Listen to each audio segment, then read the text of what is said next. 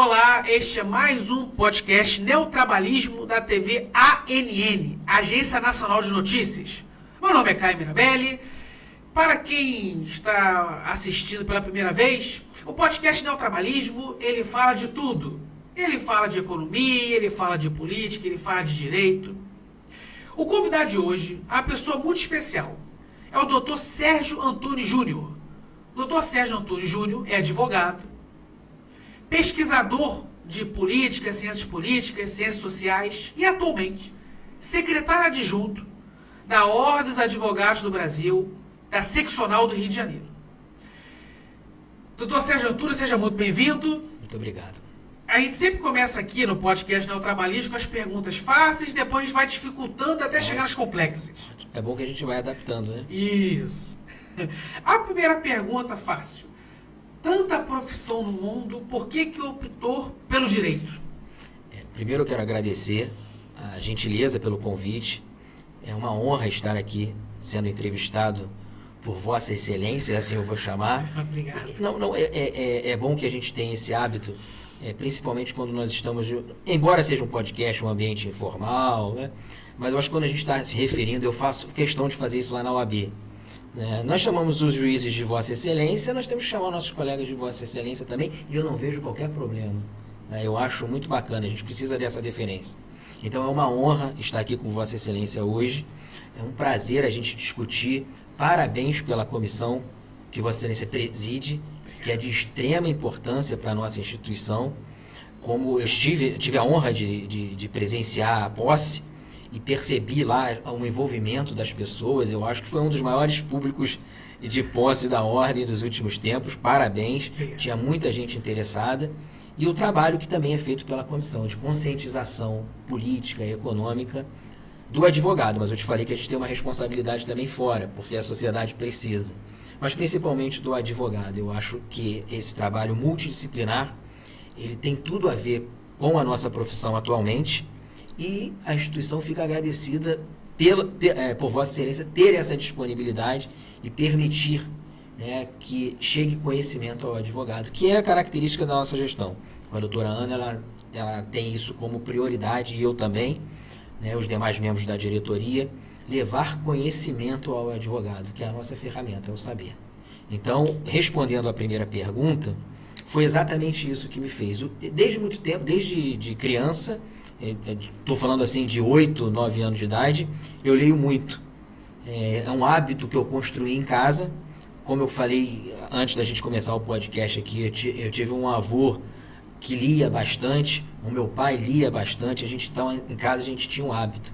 E era interessante que eu morava em Botafogo, eu morava no prédio que era no 11º andar. E eu pegava de manhã cedo, eu estudava à tarde. Aí de manhã cedo, quando meu pai acordava, eu descia, e tinha uma banca de jornal em frente aonde a gente morava, só tinha que atravessar a rua, ali na General Severiano. E aí eu chegava, descia no elevador, ia para essa banca e pegava o Jornal do Brasil, me lembro bem, e o Globo, que eram os dois jornais. Depois a gente fez aquela assinatura, então o jornal chegava em casa, mas era interessante que às vezes eu cruzava com uma pessoa com um adulto, né, e eles vinham conversar com meu pai. Nossa, que bacana, o teu filho de 9 anos de idade, todo dia vai lá, pega o jornal, não sei, e ele falava, e ele lê. E a gente lia, eu achava aquilo assim extraordinário. A gente tinha oportunidades dele para o trabalho, a gente lia, algumas notícias em conjunto. Mas eu adorava, eu lia o jornal todo. Não era só a parte de esporte, que era a minha preferida na época, sem sombra de dúvida. Mas eu lia política, então eu sempre gostei de uma atuação política. Eu achava, assim como eu acho até hoje, que todas as profissões ela tem uma finalidade social. Independente daquele gosto que você tem, aquela aptidão que você tenha para uma determinada profissão, ou você vai fazer porque você ali dá mais dinheiro, ou seja qual for, ou sua família também já trabalha na área. Mas independente disso, eu sempre achei muito importante a gente trabalhar o social, não pensar só por que nós estamos aqui, o que a gente pode agregar. E o direito, ele traz isso, ele permite, porque o advogado é o representante da sociedade, é quem conhece o direito, é quem leva o direito até a justiça. A segunda Constituição, é indispensável a administração da justiça. Então, aos poucos, eu fui conscientizando, falando assim, eu acho que é uma profissão que eu me sentiria bem, porque eu gosto de ler, e gosto do conhecimento, e vou fazer bem às pessoas. Né? É claro que eu não segui para a Defensoria Pública, que seria realmente mais alinhado a esse pensamento, mas a gente, trabalhando com a advocacia privada, além da questão da remuneração, a gente passa por isso, de estar ajudando a pessoa, aquela pessoa, aquele cidadão que está precisando da justiça. Então, isso aí foi na minha formação.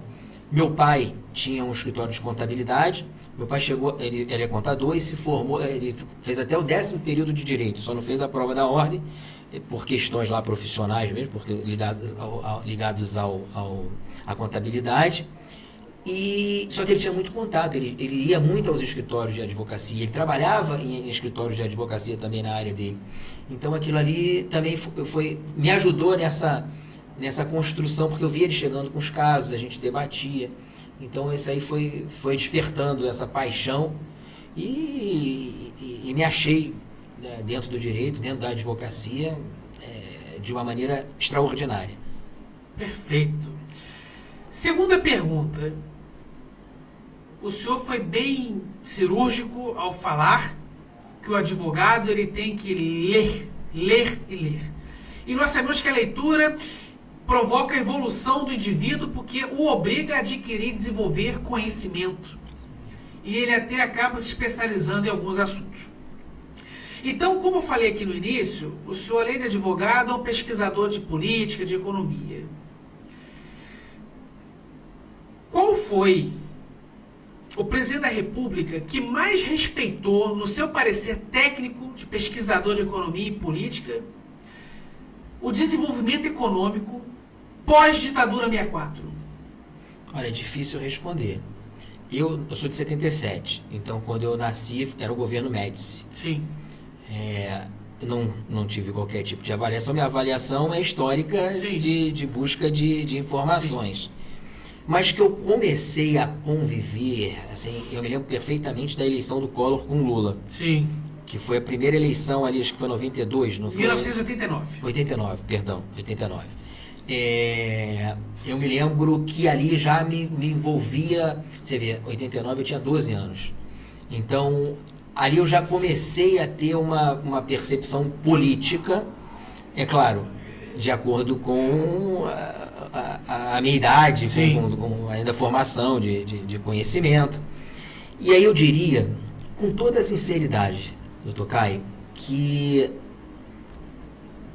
eu não tenho hoje como responder, aliás, como falar que teve um que realmente se adequou ao que eu espero. Eu falo espero porque eu ainda tenho esperança. Sim. Mas efetivamente, porque... E aí depois eu fui compreendendo que talvez, não só pela deficiência de alguns em algumas áreas, mas porque a política no Brasil ela é muito difícil. Muito. É um país complexo. A construção política ela é muito difícil. Então talvez essas limitações elas acabam limitando, né, para ser para utilizar a mesma pronúncia, elas acabam limitando a atuação da pessoa que quer algo melhor, digamos assim. Porque existem as conjunturas políticas, existem os ajustes políticos. E isso é muito difícil no sistema político que nós temos. Eu costumo dizer que a nossa representação política ela é deficitária. Muito se elogia a Constituição de 88, tá?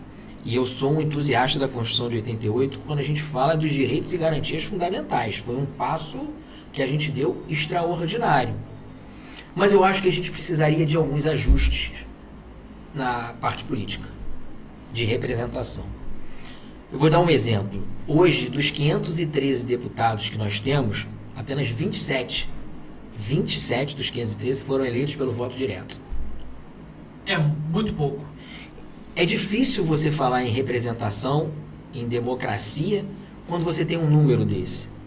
Então, talvez, voltando à pergunta, talvez por esse cenário, por conjunto, né, por esse sistema político que nós temos, que a gente acaba talvez imputando ao presidente da República uma responsabilidade maior do que deveria, porque nós temos um sistema, nós podemos lembrar que a nossa Constituição ela foi toda produzida parlamentarista, que no final, aos 45 do segundo tempo, resolveram transformá-la no sistema presidencialismo, né, por um ajuste ali na época que a gente acompanhou e que a gente conhece historicamente, mas a responsabilidade que a gente impõe ao representante, o que a gente espera do representante, talvez no sistema político que a gente tenha, seja utópico. Então é difícil responder qual que melhor representou, porque eu vou falar, Fernando Henrique foi bom aqui, mas foi deficitário aqui. Lula foi bom aqui, mas foi deficitário ali. Então, qual o melhor? Eu não sei responder. Fica uma pergunta em aberto. Sabe por que é interessante deixar em aberto? Porque ainda tem esperança que venha um completo. E aí eu vou poder dizer que não, esse efetivamente nos representou ou nos representa. Perfeito. Agora eu vou piorar a discussão. Vamos embora. Vamos supor que nós dois fôssemos simpatizantes da monarquia. Sim. Que é uma forma de governo. Sim. Então, existem 3 tipos de monarquia na história da humanidade. Sim. Tá? Que é a monarquia absolutista, onde o rei ele era Deus. Por que ele era Deus? Porque ele era chefe de Estado, chefe de governo e acumulava os 3 poderes. Então ele era o poder executivo, o poder legislativo e o poder judiciário. Isso não existe mais hoje em dia. Você tem a segunda forma de monarquia, que é a monarquia absoluta, onde o chefe de Estado é o rei, o chefe de governo é o primeiro-ministro, e o rei representa apenas o poder executivo. O poder judiciário é independente e autônomo, o poder legislativo é independente e autônomo. E você tem uma terceira forma de monarquia, que é a monarquia eletiva, que só tem na Malásia e em outro país que eu não me recordo o nome. Que o nome já fala, não é o povo que elege, é um conselho de representantes do povo que elege o monarca e ele fica até a morte ou a abdicação. Só que na monarquia eletiva ele também é chefe de Estado. O chefe de governo é o primeiro-ministro. Tá? Vamos supor, não estou falando que somos, vamos supor que os dois fôssemos monarquistas. Qual seria, dessas três formas aqui de monarquia, qual seria a monarquia que o Sérgio Antunes escolheria como melhor forma de governo? A mais participativa. A que tivesse o maior envolvimento do povo. Talvez eu me encaixasse... Primeiro eu vou ser bem honesto, como a gente tem que ser. Eu acho que são fases. A sociedade passa por fases. E a monarquia, ela nos serviu a um determinado período histórico. Ok. Tá? Eu acho que a sociedade avançando, ela acaba deixando de lado essa, digamos, essa atração pela monarquia. Porque você sempre vai ter uma figura que tem um poder maior do que alguém. Na monarquia, seja qual for o modelo apresentado, aqui por Vossa Excelência, eu identifico que sempre haverá uma concentração de poder em uma determinada pessoa. E isso me deixa um pé atrás. Por quê? Apesar de termos uma pessoa que representaria ali a vontade, porque na monarquia que Vossa Excelência mencionou da Malásia, a eletiva ela teria uma, entre aspas, participação popular. Mas eu ainda identifico como muito falha. O meu sistema é república, eu identifico como a república a melhor forma de governo, para que a gente, a melhor forma de conduzir um governo, porque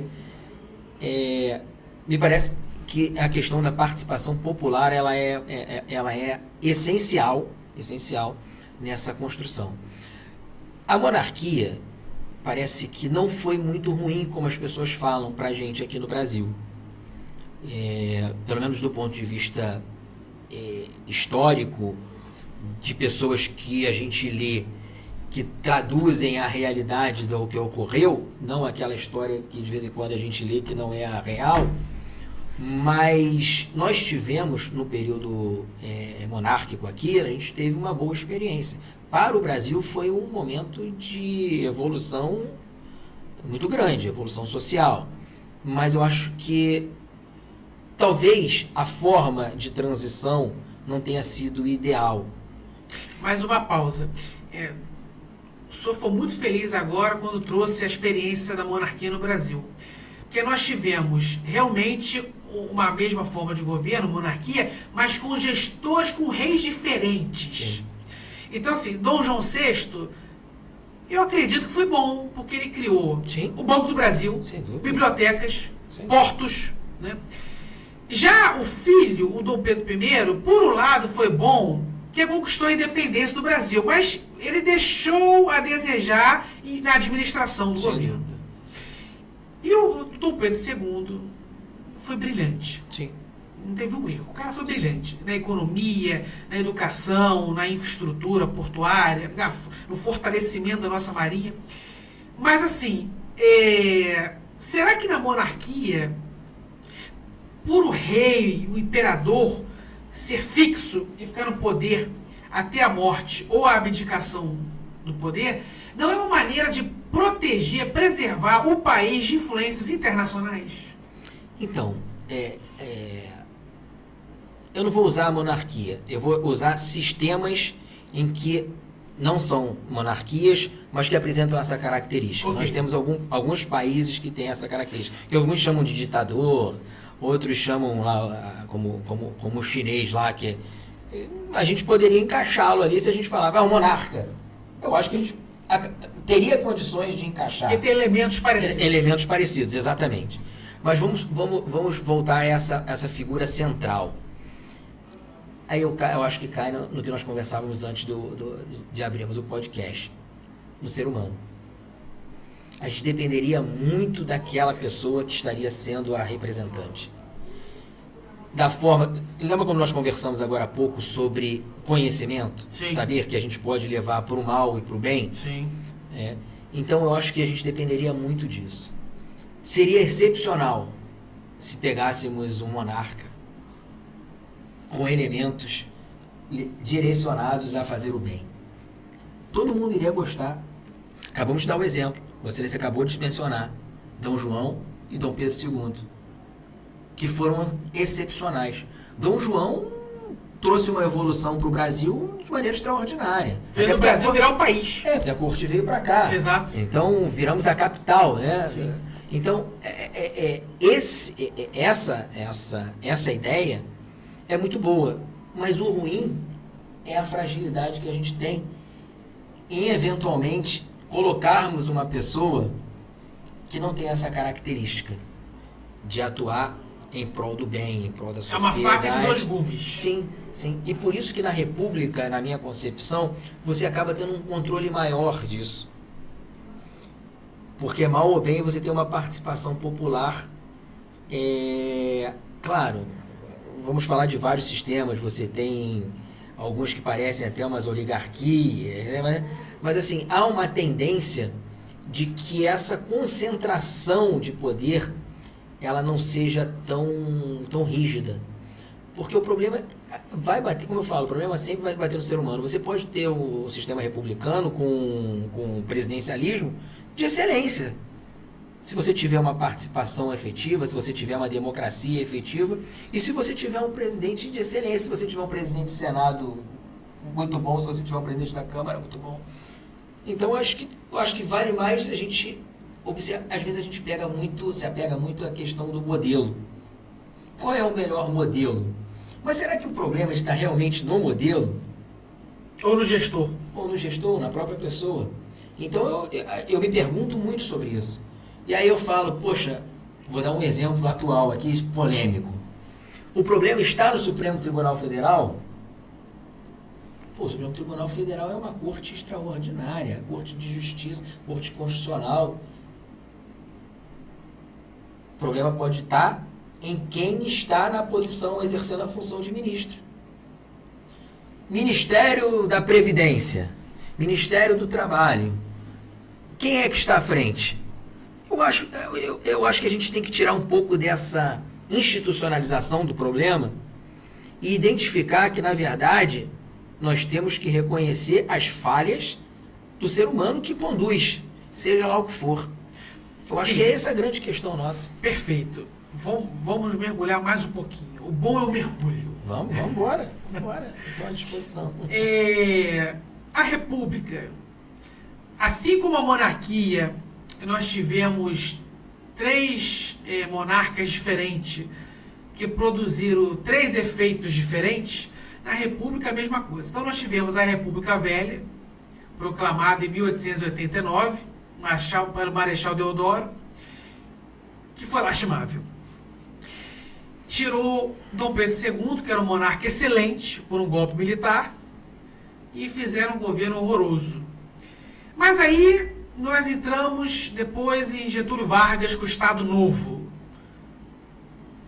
que apesar dos seus defeitos, foi um governo de sucesso, brilhante, que fez o Brasil ser um país, deixar de ser um país feudalista, agrícola, e se tornar um país capitalista industrial, com direitos sociais. Depois você tem os militares, que muitos falam que é ditadura, outros falam que foi uma contra-golpe, mas que durou de 64 a 85. Que teve seus momentos de avanço, com Médici, foi um grande presidente do regime militar, mas ninguém gostou do Geisel, que foi um péssimo presidente. Então, eu acho que eu cometi um equívoco. Em 77 era o Geisel, eu falei Médici. Então, o Médici foi excelente e o Geisel não tão bom. E o Figueiredo só foi para abrir o regime. Então, assim, nós tivemos 3 experiências republicanas diferentes. Sim. A República Velha horrorosa, Getúlio Vargas, já que teve muito êxito, e o militar, que foi, em alguns momentos, excelente, em outros momentos, não muito ruins. Não, muito ruins mesmo. Então, assim, mas por que deu errado essa República Nova pós-ditadura militar, que nós vivemos atualmente, que seria a 4ª forma de experimento republicano? As influências internacionais e também as influências oligárquicas nacionais. Sim. Então você tem um Congresso que tem parlamentares eleitos pelo capitalismo da indústrias armadas, indústria de armas, o agronegócio tem seus parlamentares, a igreja tem seus parlamentares, e esses grupos, esses lobbies, não é para desenvolver o Brasil, é para atender os interesses desses grupos. E para piorar a situação, ainda tem um grupo das multinacionais que trabalham para as forças estrangeiras. Isso tudo atrapalha o governante atender os interesses do Brasil. Então, assim, tu foi muito brilhante em tirar a culpa do modelo e apontar que a culpa poderá ser do governante atual. Sim. Mas como proteger o Brasil de influências internacionais tóxicas? Primeiro, doutor Caio, eu diria o seguinte, que a gente perdeu algo que é muito valoroso e básico, que é o nosso sentimento de pertencimento, de nacionalismo, de identificar o que é público, o que é privado. Eu me lembro perfeitamente, na minha escola, eu tive educação moral e cívica. Eu tive organização, como é que era? Organização, sei lá, alguma coisa relacionada à cidadania. E eu não vejo isso mais. Ou de uma maneira muito falha. Se existir, eu não vejo, mas se existir, que eu posso estar cometendo um equívoco aqui, é muito falho. Então, primeiro, a formação do cidadão. Eu acho que a gente tem que ir na origem.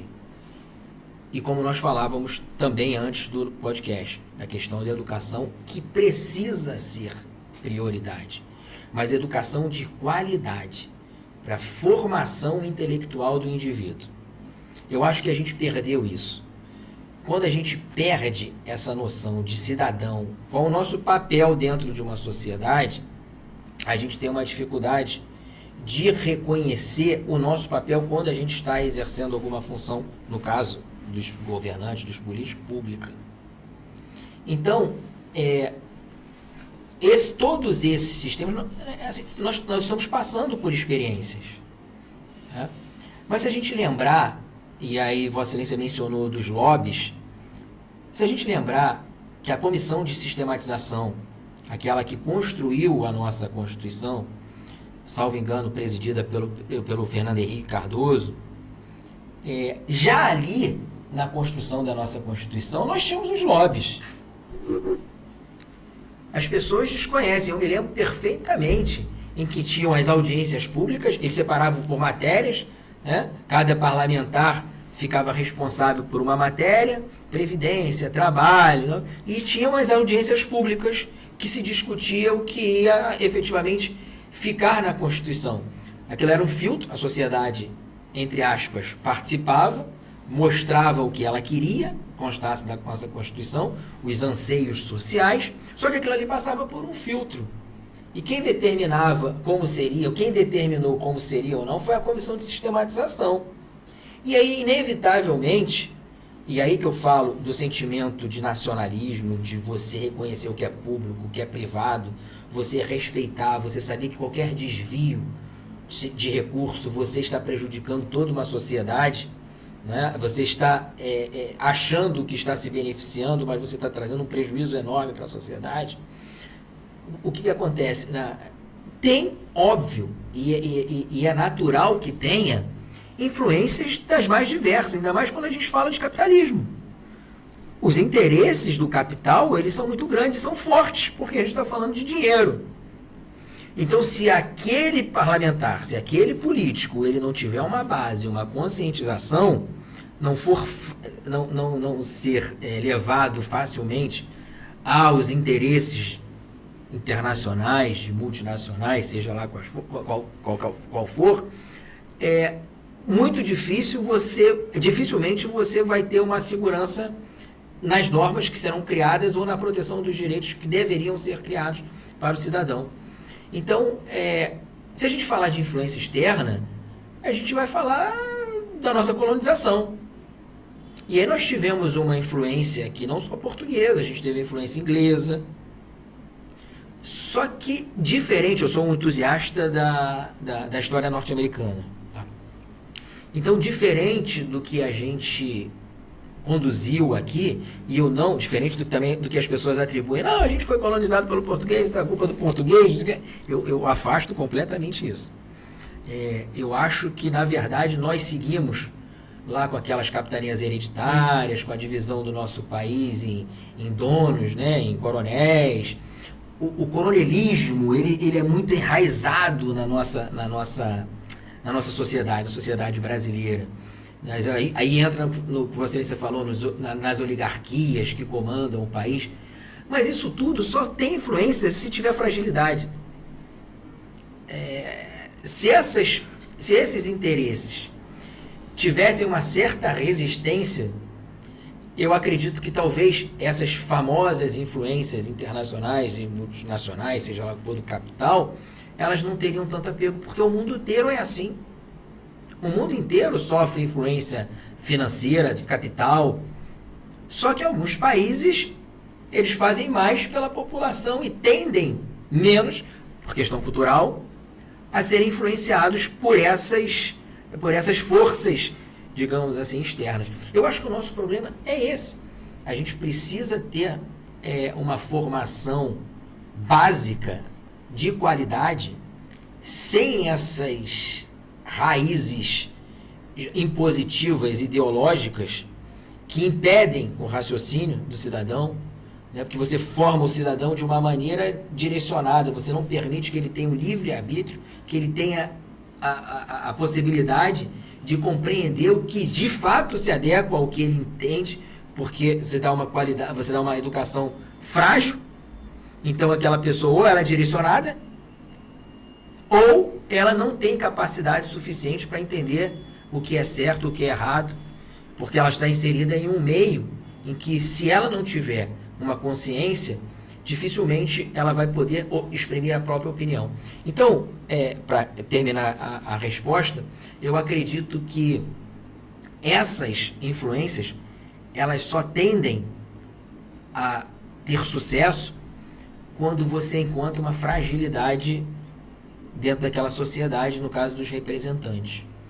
você tira muito e por alguns países africanos, onde você tem aquelas concentrações de poder, que chamam, às vezes as pessoas chamam de ditadura, pessoas que estão ali no poder há bastante tempo.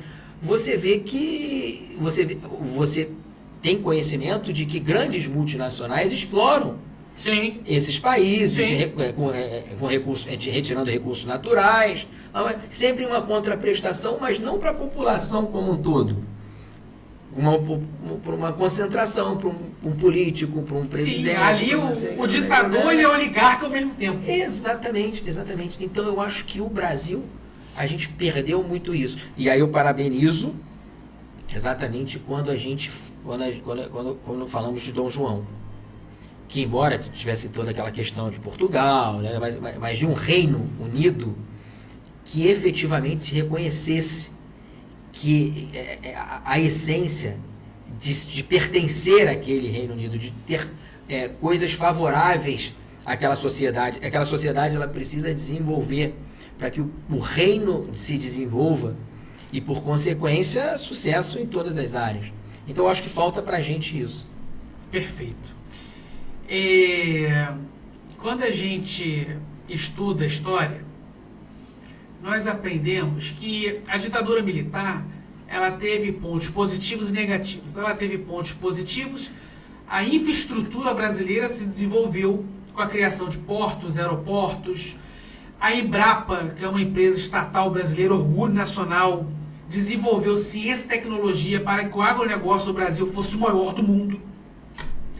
Gerou muito emprego, então na época do regime militar, você era demitido de manhã, de tarde, arrumava um outro emprego formal que pagasse 2 vezes mais. Você tinha prosperidade e abundância, mas você tinha seu lado negativo, que foi a violação aos direitos humanos. Então muitas pessoas inocentes foram torturadas, assassinadas, né? Até hoje não se achou o cadáver. O Brasil também teve um momento de prosperidade e outra ditadura, com Getúlio Vargas, o Estado Novo. Então, o pobre não estudava, o Getúlio Vargas passou a estudar porque ele criou as primeiras escolas públicas e colégios públicos. O pobre não tinha saúde, com o Getúlio Vargas passou a ter que ele criou os primeiros hospitais públicos. Para quem não sabe, antes de Vargas, quem fazia atendimento de saúde era as Santas Casas da Igreja Católica. Sim, né? Então, Vargas tira do privado da igreja e faz a saúde ser uma política de Estado. Né? Então, ele criou os primeiros hospitais públicos. O pobre, naquela época, trabalhava para ganhar pão e água. Então, o Getúlio Vargas passou a ter direitos trabalhistas, salário, férias. O pobre trabalhava 30, 40 anos, morria, se aposentava e não tinha pensão. Então, Getúlio Vargas cria a Previdência Social, o pobre passa a ter aposentadorias e pensões. Mas teve um lado também muito negativo. Também a violação aos direitos humanos. Pessoas morreram, foram torturadas, sumiram e tal. E nós estamos na democracia, na quarta experiência republicana. O Estado ele tem que proteger a dignidade humana, os direitos humanos. O Estado não pode matar, assumir contigo, te torturar. Ou seja, a gente é livre para exprimir opiniões, pensamentos, sem medo de ser assassinado pelo Estado. Em contrapartida, tem um lado ruim dessa nova república, que é a falta de saúde. Ficou doente, não tem hospital público. Não tem educação pública. Não tem segurança pública, porque agora quem tortura e mata não é mais o agente do Estado. Perfeito. É a bandidagem, é o crime organizado, que tortura, mata e oprime. Por que, na sua opinião, de pesquisador de sociologia, de política, o Brasil só conseguia se desenvolver socialmente, economicamente em ditaduras, não na democracia? Onde está o erro? Eu acho que isso volta um pouco na pergunta anterior. E ela é complementar e extremamente relevante. Às vezes nos parece, eu já fiz várias vezes essa reflexão, de que precisaríamos de um punho firme para que o cidadão pudesse respeitar, os políticos pudessem respeitar, né, e a gente viver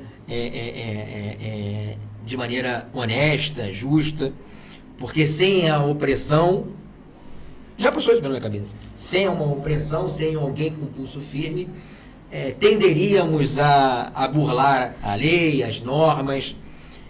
De fato, a gente pensa, nos faz pensar assim, porque, como Vossa Excelência falou, nos modelos que foram apresentados, nós não tivemos experiências completamente ruins, sempre com um lado bom e um lado ruim na limitação dos direitos humanos. Mas se passarmos, primeiro, pela avaliação do período militar, um grande erro na minha concepção, e muita gente fala isso, então, na verdade, é uma construção não minha, mas muitas pessoas falam, muitos historiadores falam isso, que, na verdade, ali o nosso equívoco foi que surgiu com uma intenção e acabou ficando de maneira um tempo maior do que deveria. E aí você pega a formação militar, ela não é uma formação técnica nas áreas em que o Estado atua, salvo na questão de segurança. Se você pegar na academia militar, eu fui R2, de cavalaria, eu fiz o CPOR, fiquei 2 anos no Exército e conheço um pouco. O militar, ele é formado para a defesa da pátria. Temos lá, eu tive aula de intendência, tive aula de organização, de OM, de organização militar, tive aula das mais diversas. Mas o interessante é que o militar ele não está preparado, ele não fez uma faculdade de administração, ele não fez uma faculdade, eu estou falando da formação militar na essência. É claro que depois os oficiais eles acabam entrando nessas faculdades, mas enfim, então eu acho que ali faltou experiência. E os militares acabaram usando a essência, que é a repressão. Olha, você tem que caminhar assim. Se você não caminhar assim, você vai ser reprimido. É uma coisa automática. Automático. Foi treinado para isso. Foi treinado para isso. Então, o nosso grande equívoco foi permitir que aquilo ali se perpetuasse, que ficasse. E aí, é claro, quando você tem o poder, e aí essa é a questão que eu falo, que a gente falava do exemplo da monarquia. Quando você tem uma concentração de poder, o ser humano com poder, ele é muito perigoso. Então, tanto no militarismo, no período militar, quanto no período de Getúlio Vargas, eu acho que acaba aquele sentimento de que eu posso tudo, então eu vou fazer tudo da minha maneira. Então, acaba tendo esse problema que é do ser humano. Então, se você não tiver um controle social ali, essa distribuição de tarefas, digamos assim, e concentrar demais o poder, você tende a isso, ao abuso. E o abuso, que eu diria, não é na visão daquele que está lá, porque provavelmente o que Getúlio Vargas fez, ele considerou que ele estivesse fazendo corretamente. Até mesmo as limitações de direitos individuais. E eu tenho certeza que o militar também, na época do período militar, pensava assim, de ser, entre aspas, normal o que eles estariam fazendo, porque eles estariam fazendo por um bem maior, de acordo com a concepção deles. Não uma concepção democrática, não uma concepção humana, propriamente dita. Porque são características de quem exerce o poder de controle. E para piorar a situação, os militares naquela época eles eram tecnocratas. Desenvolver a economia, custa o que custar e acabou. Acabou. Então é exatamente isso. Como a gente vai fazer? Poxa, será que a gente não pode, de repente, respeitar mais quem tem um pensamento diferente? O militar não pensa assim. E Getúlio Vargas não pensou assim. Pensou diferente, meu amigo. Você é meu inimigo. Então, esse tipo de pensamento, por isso que eu falo que a gente é uma evolução constante. E aí, abrimos, período de Figueiredo, tivemos a transição, os anistiados voltaram, retornaram, os exilados retornaram pela anistia, e a gente deu uma chance para o sistema. Vamos fazer. E a gente está em constante construção. Mas se a gente não tiver aquilo que eu falei anteriormente, do básico, que aí passa pela educação, e aí, por isso que eu falo bastante leitura, de busca do conhecimento. O ser humano tem que ter a constante busca do conhecimento. Como eu falei anteriormente, antes da gente começar o podcast, cara, isso é divino. É uma dádiva de Deus. Deus nos permite o conhecimento, nos deu o saber. E a gente tem que saber aproveitar isso da melhor maneira e fazer para o bem. Então, às vezes, quando eu vejo assim, um grupo muito na OAB, para que o advogado leia. Nós vamos ter agora em novembro, e já estou lhe convidando, porque nós vamos ter a primeira amostra cultural para Vossa Excelência apresentar os livros escritos nessa amostra cultural que nós estamos organizando. Porque eu gostaria muito que a gente voltasse a ter o hábito da leitura.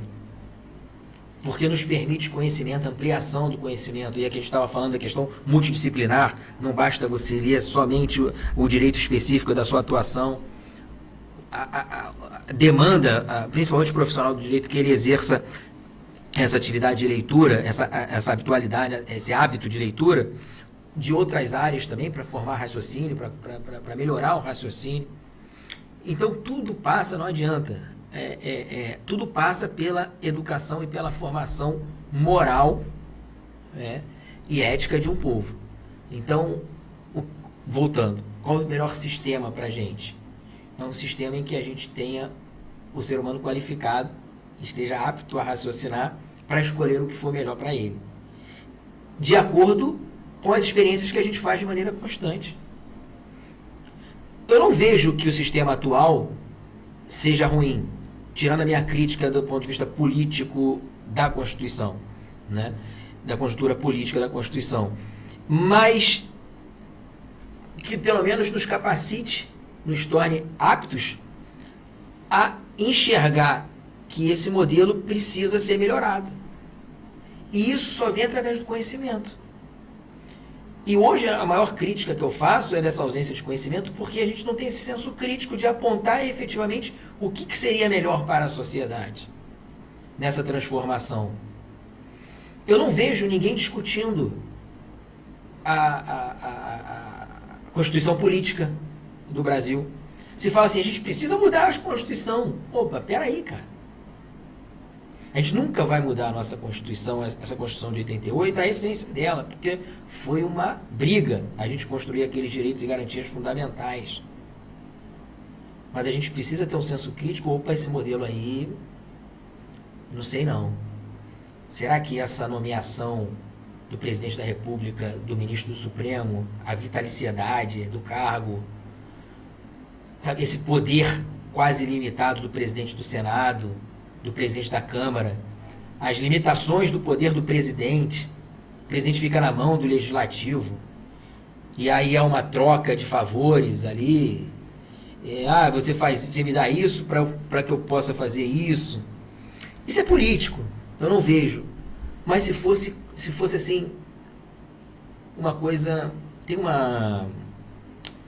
um seriado que passa, não vou lembrar, acho que é Borgen, que fala da Dinamarca, na Netflix. E ele é puramente, ele retrata a política, como ela é.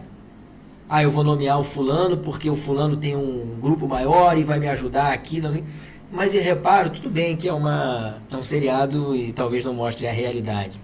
Mas eu vejo que a preocupação, a maior preocupação ali é sempre pelo bem-estar, para melhora. O que vai melhorar? Qual o sistema? Posso fazer essa composição política, sem sombra de dúvida. Uma troca. Posso nomear alguém de um partido para conseguir as cadeiras e os votos deles. Mas qual é a finalidade aqui? A finalidade é pública, é o bem-estar social, e a gente perde muito isso. Então falta a gente debater coisas, só que para a gente debater coisas que efetivamente vão mudar o país, a gente precisa de pessoas que efetivamente compreendam. E a gente está nesse momento muito difícil, de falta de compreensão. Sim. Quando a gente aprofunda a discussão sobre a economia, nós aprendemos que todos os modelos econômicos criados só foram criados para combater o contexto histórico da época. Sim. Né? Então, vou dar um exemplo aqui muito batido.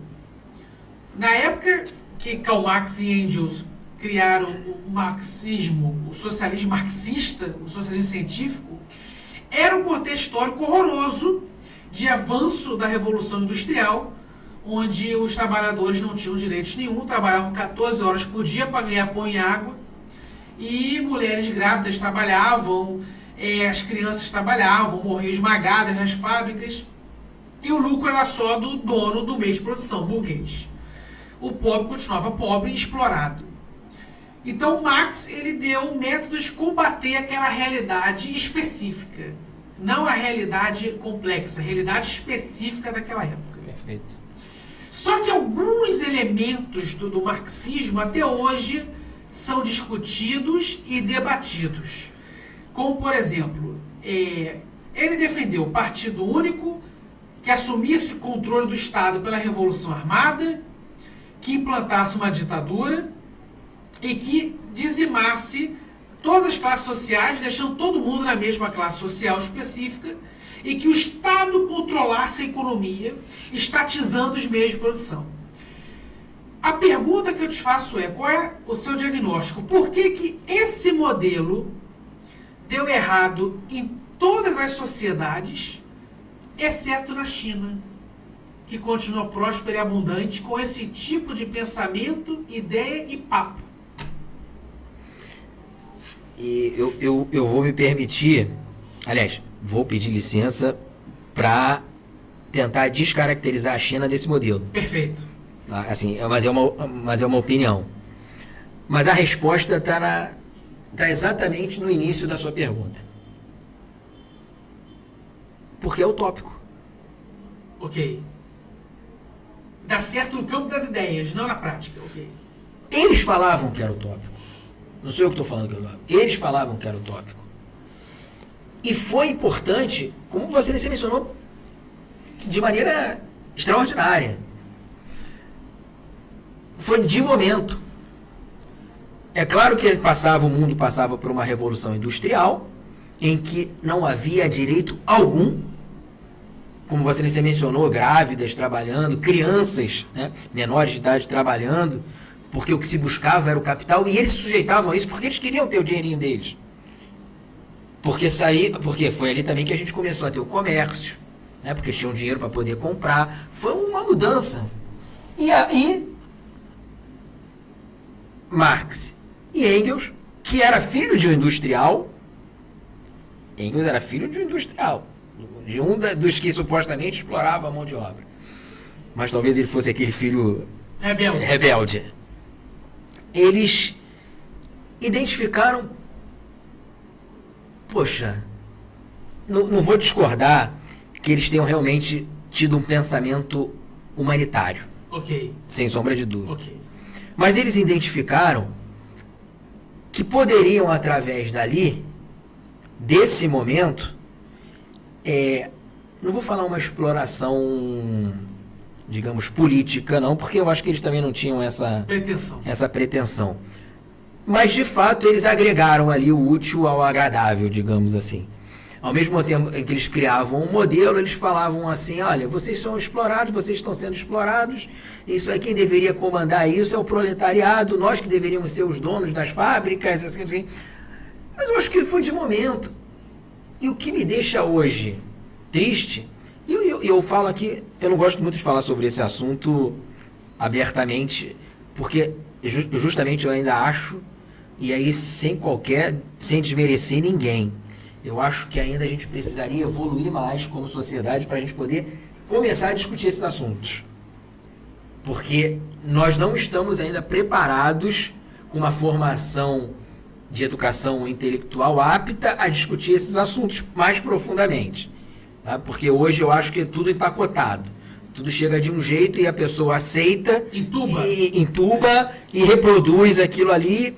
E aí você não consegue discutir porque não tem debate. É uma formação, é um pacote e você não consegue desconstituir aquele pacote. Mas, para mim, é altamente ultrapassado. Altamente ultrapassado. Serviu aquele momento histórico. E eu fico triste quando a gente traz essas discussões ainda hoje em dia. Sabe por quê? Lembra da teoria da ferradura, né? Que a direita e a esquerda, elas só se afastam efetivamente no centro. Que no final, como uma ferradura, no final elas quase se encontram. Eu diria, assim, avançando, dando um pensamento, é o que eu venho construindo ultimamente. Eu acredito que são complementares. Eu acho que a gente pode conviver perfeitamente com a direita e com a esquerda em um mesmo sistema. Eu também acho. O socialismo, o capitalismo, eu acho que eles se complementam, se conectam. Eu não estou falando aqui de pautas de costumes, que são coisas Que é outro completamente assunto, diferentes. Estamos na economia. Estamos na economia. Eu vou te dar um exemplo. Você é liberal? Sou. Sou a favor do livre mercado. Mas eu também diria, Caio, que eu sou a favor também da limitação. Eu vou te dar um exemplo. Hoje nós temos três empresas aéreas. Nós temos, né, não vou nem mencionar os nomes, mas nós temos 3 empresas aéreas que efetivamente atuam num país desse enorme. Uma concentração de mercado, digamos assim. São 3 grandes empresas. Se eu quiser hoje ir para São Paulo, Caio, eu preciso ir para São Paulo agora. Eu vou pagar uma passagem de quanto? Mais de R$1.000. 3, 4 mil reais, sem dúvida. Sem dúvida. Sem dúvida. O mesmo avião, o mesmo combustível, a mesma aeromoça, o mesmo piloto, que se eu comprar essa passagem daqui a 6 meses, que vai me custar R$300. É o mesmo serviço. Eu estou te dando um exemplo grotesco. Tá? É claro que envolve muita coisa aí. Eu já vou chegar aí. Eu entendi, já vou chegar aí. Mas primeiro liquida a pergunta da China. Então, a China, o que eu considero? A China, ela não se encaixa no modelo de Karl Marx nem de Engels. Ela não se encaixa no modelo socialista. Ela não se encaixa no modelo comunista. Eu tive a oportunidade de estudar fora. E na universidade que eu estudei, eu tinha como um colega de classe um chinês. E a gente conversava muito mesmo sobre política e economia, e porque eu queria entender mais o sistema chinês. E ele foi um cara que me abriu, ele me apresentava livros também para que eu lesse, para complementar, e a gente conversava muito sobre isso. E a China, ela é um modelo completamente diferente do que as pessoas imaginam. O capitalismo ali, ela feroz. A disputa entre os cidadãos, os chineses disputam entre si de uma maneira que ele me contava cada história que eu ficava assim abismado. Eu me lembro que teve uma vez que o professor perguntou assim, de acordo com a característica de vocês, sem qualquer tipo de influência, eu vou perguntar o seguinte, eu tenho aqui R$100, eu sou dono de uma empresa e vocês são meus funcionários. Eu tenho R$100 aqui e vou perguntar para vocês se vocês querem dividir esses R$100 entre vocês ou se vocês querem ficar com os R$100 e não dividir com ninguém. Escrevam a resposta no papel. Eu me lembro que tinha uma sueca, tinha uma húngara, eu brasileiro, tinha um americano, o resto, uns 4, 5 franceses, porque era onde eu morei, e tinha um chinês. Todos responderam que dividiriam aquele prêmio, os R$100, e o chinês foi o único que respondeu que falava que ficava com os R$100. Aí nós perguntamos, poxa, mas por quê? Porque eu fico com R$100 e o meu do lado não vai ter real nenhum, e eu vou poder comprar muito mais coisa com os R$100 do que se eu comprasse com 20. Mas agora eu vou polemizar. Eu concordo contigo que a China... Isso não é um exemplo só. Perfeito. Eu concordo contigo que a China não pode ser considerada socialista, marxista, porque ela não implantou 100% os elementos que compõem o pensamento. Sim. Mas ela implantou alguns pensamentos Marx, como partido único, sim, ditadura, governo único, Estado forte, estatais, concentração, né? Mas, ou seja, ela pegou elementos do marxismo para desenvolver o capitalismo. Sim. Sim. Isso foi genial. Genial, também acho. Por isso que é a maior potência hoje do mundo, sem sombra de dúvida. Agora, estamos caminhando para o final, vou te fazer duas últimas perguntas. Mas tu vai voltar mais vezes aqui, que eu faço questão. Poxa, tinha tanta coisa legal para falar. Tu vai voltar mais vezes aqui. Eu fiz uma provocação contigo sobre Marx, agora eu vou te provocar com Adam Smith, com o liberalismo. Sim. Ele defendia que o homem tem que ser livre e que a livre iniciativa, o desenvolvimento da livre iniciativa traz a prosperidade para a sociedade, para todos. E que a livre iniciativa se desenvolvia de várias formas, e uma dessas formas é a não intervenção do Estado. Sim. Deixe o empresário empresariar em paz. Claro. Mas aí, se a gente seguir o Adam Smith literalmente, vai acontecer com o que tu acabou de falar 5 minutos atrás do exemplo das 3 companhias aéreas do Brasil. Se o Estado não intervir e deixar o mercado sozinho, vira cartel. Sim, sem sombra de dúvida. Não tenho dúvida disso. Então, como conciliar? O Estado tem que intervir até onde na tua leitura para que o comércio desenvolva? Caio, todas essas teorias criadas, Marx, Engels, Adam Smith, na minha concepção, todas elas foram criadas com propósitos. Específicos para épocas específicas. E por interesses, digamos assim. Ok. Digamos assim. Eu ia citar um exemplo aqui, mas eu acho que não vem ao caso. Mas, veja bem, quando eu falei que os dois se juntam, né, o socialismo e o capitalismo, Ok. eles acabam se juntando, eles são complementares, a gente precisa ter como eu falei lá no início, a gente precisa ter uma sociedade bastante evoluída para chegar a esse raciocínio. Porque eu acho que é o seguinte, é o 8 e o 80. Ok. Quando você fala de Adam Smith, intervenção zero do Estado, você está protegendo o capital. Somente. Somente. Você não está olhando para o social. Porque é muito difícil você ter uma liberdade total econômica e ao mesmo tempo corresponder do social. É muito difícil. Muito difícil. Não que não possa ocorrer, mas é muito difícil. E ao mesmo tempo, as teorias socialistas, em que enxergam o social, entre aspas, e esquecem do capital. Muito embora sobrevivam do capital, porque se não fosse o capitalismo, o socialismo não existia. Isso é fato. Você ia brigar contra a Revolução Industrial, você ia brigar contra o quê? Contra o sistema agrário, então, assim, sabe? Contra o camponês? Não, então, assim, o que a gente precisa é ter a consciência de que a gente consegue, como ser humano, nosso saber, aquela dádiva que Deus nos deu, a gente conseguir adequar o que é bom, mas a gente só vai conseguir isso quando a gente tiver um debate qualificado, para que as pessoas possam compreender. Hoje a gente não consegue ter esse debate.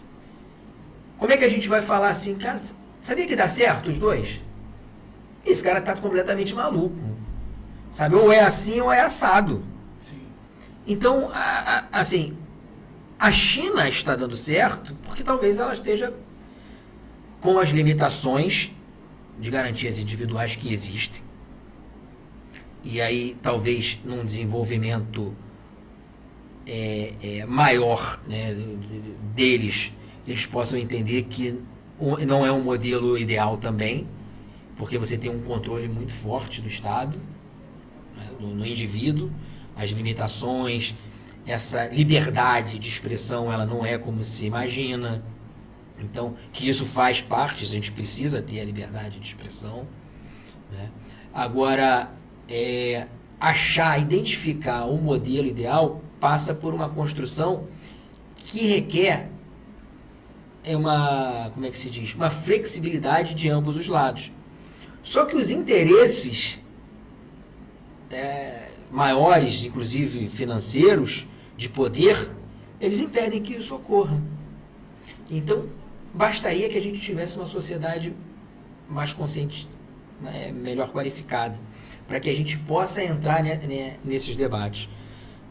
Porque hoje é assim, ou você segue Adam Smith, ou você segue Karl Marx, o socialismo, ou o liberalismo total econômico. Quando eu acho que a gente consegue...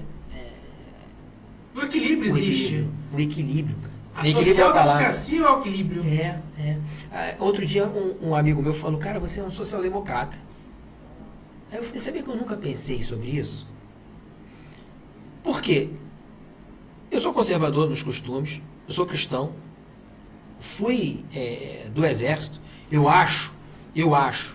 tenho uma opinião de que as pessoas deveriam, não serviço militar, mas no serviço social, não com 18, agora com 16, porque evoluímos, né? Com 16 anos, todos deveriam servir ao país de alguma maneira, para ter essa conexão, sabe? Eu acho que nos falta isso bastante. Sou nacionalista demais, amo o Brasil, amo o meu país. De fato, a promessa que eu fiz no Exército, eu cumpriria, né, pela minha pátria, porque eu acho que isso é da essência.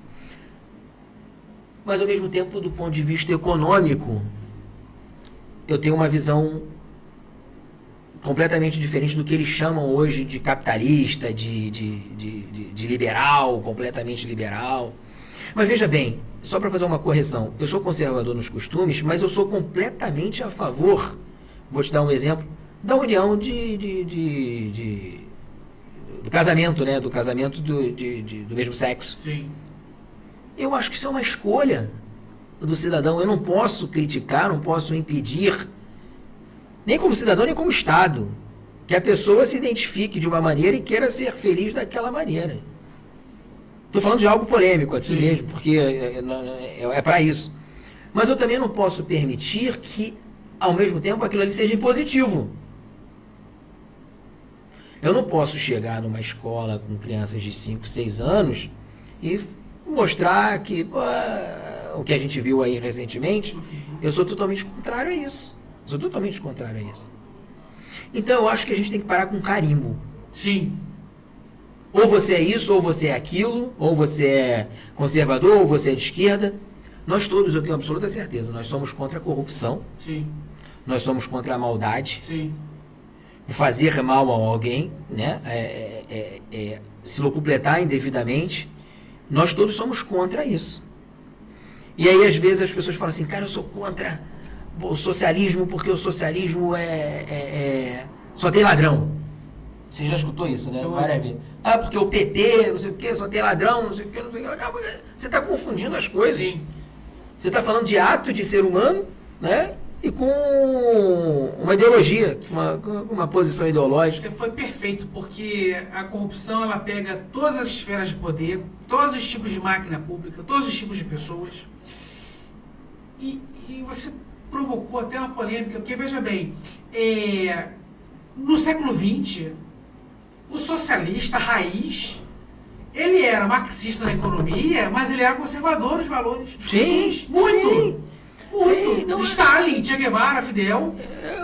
Eles perseguiam os homossexuais. Perseguiam. E como é que você fala? Isso que eu estou te falando, as pessoas não leem, as pessoas não entendem, não conhecem. E não pode generalizar, porque realmente não é complexo. É complexo, é muito mais complexo do que uma simples... E o que é engraçado, doutor, é que antigamente, no século XX, o liberal... Ele não tinha nada de conservador nos costumes, não. Ele era liberal na economia e nos valores, nos costumes também. Ele é a favor de tudo, inclusive das minorias, qualquer forma de pensamento.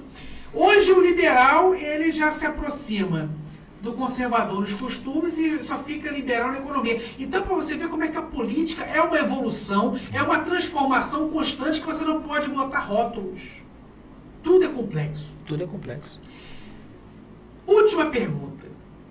Nós dois somos advogados, nós somos operadores do direito, somos apaixonados pelo Brasil e queremos um país melhor para a gente viver bem e nossa descendência viver melhor.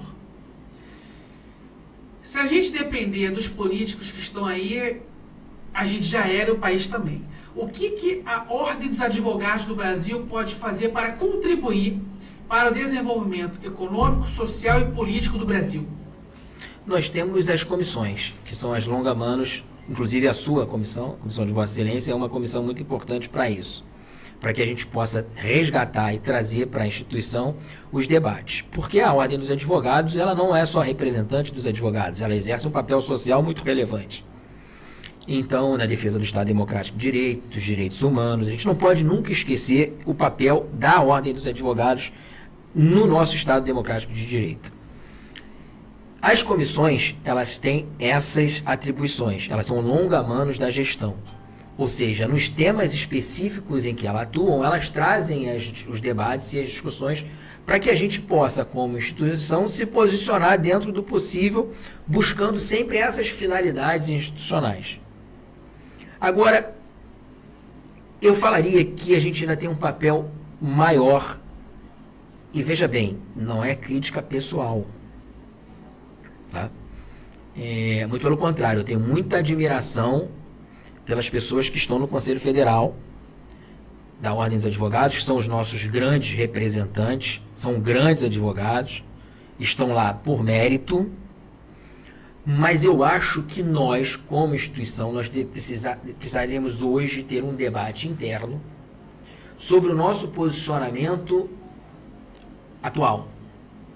Eu acho que nós temos um grande poder, e eu diria que nós temos um dever de ser um protagonista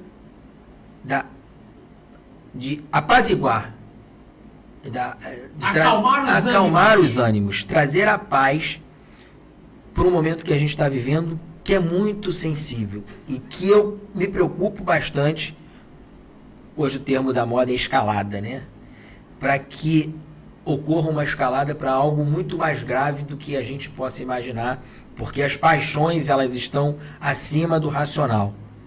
Então eu acho que a Ordem dos Advogados seria assim extraordinária se assumisse esse papel de protagonista, de colocar todo mundo na mesa e falar, cara, isso aqui é Brasil, vamos fazer o melhor para o nosso país, o que está acontecendo, como a gente pode resolver isso, vamos tirar a atenção, sabe, tá do jeito, o Supremo Tribunal Federal, com todo o respeito, e aí se perdeu na sua função, não sabe mais os limites, não exerce mais a autocontenção, o legislativo ao mesmo tempo fica perdido, porque não sabe o que faz, o modelo que a gente tem, e o executivo muito menos.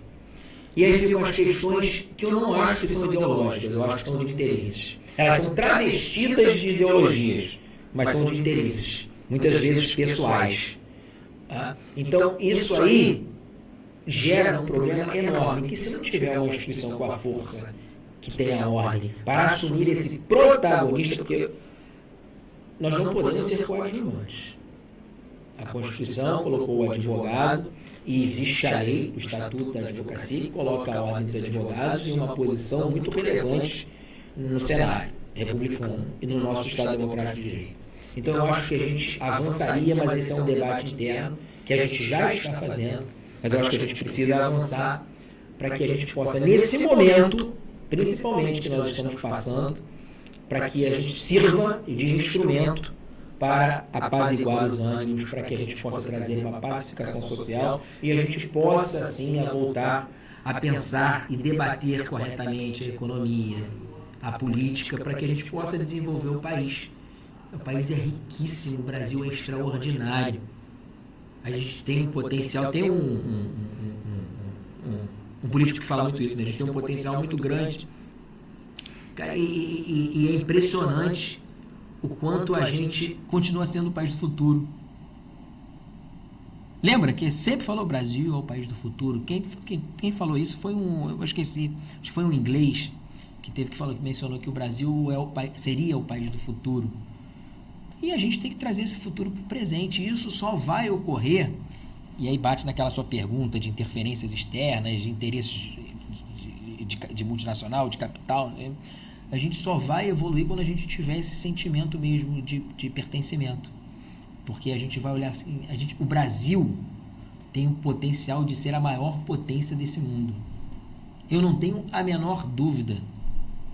Um povo sofrido demais, que a gente que tira água de pedra. O brasileiro tira água de pedra, mas que precisa de uma melhor formação para poder escolher melhor. Hoje, digamos que o nosso país está com o sinal vermelho ligado. E a gente precisa, principalmente, e aí o reflexo, né? Você tem economia, política, aí gera insegurança, aí vai para a segurança pública, a gente vê o que acontece, principalmente aqui no Rio de Janeiro. Então as consequências são muito ruins, a perda de valores, a perda de princípios, a perda do respeito. Eu tenho visto muito isso e eu tenho ficado muito triste, porque o carioca sempre foi aquele, eu entendi, o carioca sempre foi aquele cara para frente, alegre, receptivo, que fala bem, que conversa com os outros, que interage.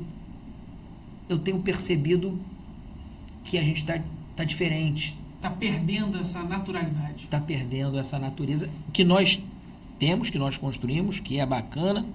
Mas por quê? Porque nós estamos acuados. A gente está sem qualificação, a gente não está raciocinando mais, a gente está a gente está caminhando de acordo com o que alguém está determinando, sabe? Então, isso é muito ruim como sociedade. A gente precisa resgatar. E o papel da ordem é esse. E a sua comissão, ela é muito importante para isso. Porque ela vai trazer luz ao advogado. Para permitir que aquele advogado saia da caixinha, compreenda, possa debater com qualidade. E aí, nós somos também, a gente propaga opinião. Nós somos formadores de opinião como advogados. Como eu falei no início, nós somos referência para a sociedade. A sociedade, o cidadão, quando procura o advogado e coloca o patrimônio dele nas mãos do advogado, para o advogado resolver aquele problema e trazer justiça a ele, ele identifica naquela pessoa como capacitada para exercer o direito em juízo. Então ele vê aquela pessoa como uma referência de conhecimento, principalmente. Então a gente precisa resgatar isso. A sua comissão e as outras comissões também de outros temas, elas precisam isso. Nós vamos montar agora, vamos voltar com a comissão de filosofia e literatura. Oh, uau, ótimo. E já estou fazendo de antemão um convite para Vossa Excelência participar. Cara, vamos bater, vamos fazer o advogado voltar a ler, vamos fazer o advogado adquirir conhecimento. Vamos. Sabe, eu acho que isso é extraordinário. Esse é o papel que a gente tem como gestão e o papel da ordem, porque com profissionais qualificados, com um cidadão, né, com um cidadão melhor qualificado, eu acho que a gente vai embora. Eu acho que é isso que a gente precisa. É isso que vai nos dar consciência para a gente sair dessa situação que nós estamos. E eu não tenho dúvida também que com essa conscientização a gente vai parar com essa polarização. Que a polarização nada mais é não é mais do que uma oriunda de falta de conhecimento. Claro. Evidente. A ignorância evidente. Exatamente. Então esse é o grande papel que a gente tem.